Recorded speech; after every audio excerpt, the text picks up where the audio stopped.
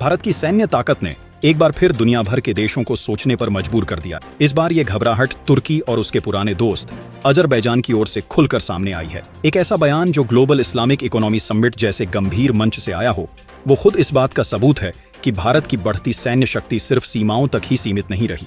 यह अब उन देशों की रणनीतिक नींदें उड़ा रही है जो कभी भारत को हल्के में लेते थे। तुर्की के राष्ट्रपति रेसेप तैयप अर्दोगन ने हाल ही में जो कुछ भी कहा, वो महज एक आर्थिक चिंता नहीं थी, वह एक राजनीतिक, सामरिक और वैचारिक बेचैनी थी। उन्होंने कहा कि दुनिया में मुस्लिम आबादी 25% है और मुस्लिम कंट्रीज की संख्या 57 है, लेकिन इसके बावजूद ग्लोबल ट्रेड में इनका योगदान सिर्फ 9% ही है।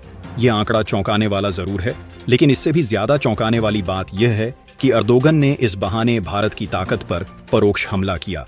अर्दोगन ने सीधे भारत का नाम तो नहीं लिया, लेकिन दक्षिण एशिया की बड़ी शक्ति कहकर जो संकेत दिया, वह सब समझ गए। वे भारत से सीधी टक्कर नहीं ले सकते, इसलिए उन्होंने पूरे मुस्लिम जगत को भारत के खिलाफ एकजुट होने का आह्वान कर दिया। यह बयान न केवल भारत के प्रभाव को स्वीकार करने का संकेत है, बल्कि यह भी दिखाता है कि तुर्की अब भारत के उभार से असहज महसूस करने लगा है। लेकिन मामला यही नहीं थमता। जिस अजरबैजान ने पिछले वर्ष भारत के आकाश मिसाइल डिफेंस सिस्टम को पुरानी तकनीक कहकर मजाक उड़ाया था, उसी अजरबैजान की भाषा अब एकदम पलट गई है। अजरबैजान की एक प्रमुख मीडिया एजेंसी Caliber.az, जो पहले भारत के हथियारों को आउटडेटेड कहती थी, अब उन्हीं हथियारों को सीरियस थ्रेट मान रही है। यही नहीं, उन्होंने सीधे यह आरोप लगाया कि भारत अर्मेनिया को हथियार देकर अजरबैजान की सुरक्षा को खतरे में डाल रहा है। अब सवाल उठता है, एक साल में ऐसा क्या बदल गया? दरअसल बदलाव सिर्फ भारत के हथियारों की गुणवत्ता में नहीं हुआ, भारत की अंतर्राष्ट्रीय छवि और कूटनीतिक पकड़ DDH भी मजबूत हुई है।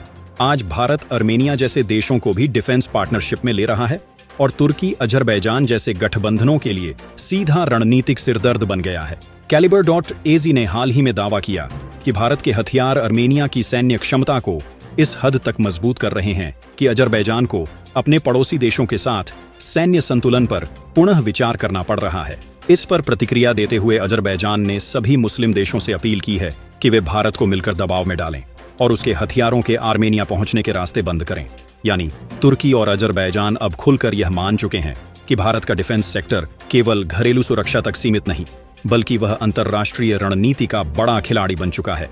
यह पूरा घटनाक्रम सिर्फ भारत की सैन्य ताकत की विजयगाथा नहीं है, यह भारत की कूटनीति की भी जीत है। जहां तुर्की और अजरबैजान जैसे देश मुस्लिम एकता के नाम पर भारत को घेरने की कोशिश कर रहे हैं, वहीं भारत शांत तरीके से अपनी डिफेंस डील्स को मजबूत कर रहा है।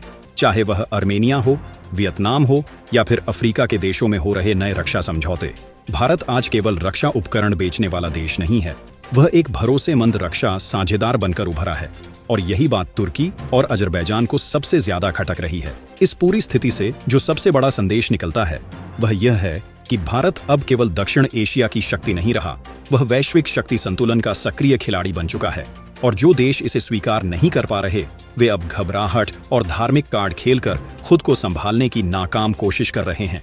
क्योंकि सच यही है, भारत अब डराने वाला नहीं, दिशा दिखाने वाला देश बन चुका है। और यही बात तुर्की और अजरबैजान को सबसे ज्यादा परेशान कर रही है।